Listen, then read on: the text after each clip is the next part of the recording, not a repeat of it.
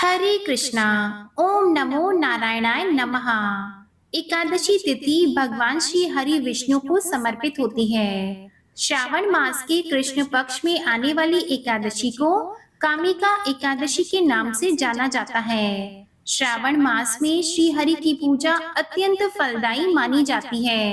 इस दिन दीनहीन और असहाय लोगों को दान देने और भगवान नारायण की उपासना करने से जातक को मोक्ष की प्राप्ति होती है। इस दिन व्रत रखने और असहाय लोगों को दान देने से सभी प्रकार के पापों से मुक्ति मिल जाती है। चातुर्मास में पड़ने वाली कामिका एकादशी का अपना ही महत्व होता है। मान्यताओं के अनुसार यह एकादशी अश्वमेध यज्ञ के समान फल प्रदान करती है। महाभारत के अनुशासन पर्व में कहा गया है कि कलयुग में केवल दान ही एक ऐसा कार्य है जो व्यक्ति को पवित्र और उन्नत बनाता है। तो इस दिन आप अपने सामर्थ्य के अनुसार दीनहीन ब्राह्मणों को या असहाय निर्धन लोगों को दान दे सकते हैं, लेकिन ध्यान रखिएगा एकादशी तिथि पर चावल का प्रयोग या चावल से बनी चीजों का प्रयोग पूरी तरह से वर्जित होता है। इस दिन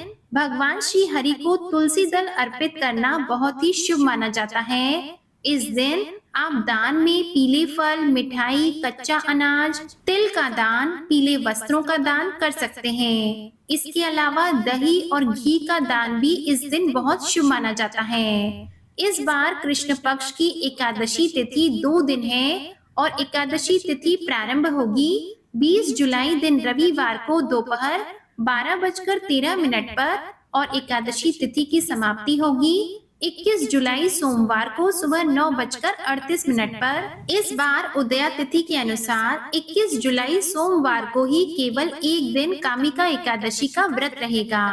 इस दिन सावन का सोमवार भी है और यह तिथि भगवान शिव को भी समर्पित होती है। इसलिए इस दिन हरिहर की पूजा करने से ऐसी कोई कामना नहीं जो अधूरी रह जाए। इसलिए विधि विधान से आप इस दिन भगवान शिव और भगवान श्री विष्णु दोनों का ही पूजन कर सकते हैं। 21 जुलाई दिन सोमवार को ब्रह्म मुहूर्त होगा सुबह 4:20 से सुबह 5:08 तक। सूर्योदय सुबह 5:56 पर। सूर्यास्त होगा शाम 7:09 पर। अमृत काल का समय शाम 6:07 से शाम 7:36 तक। इस दिन वृद्धि योग रहेगा शाम 6:39 तक। बाद में ध्रुव योग रहेगा।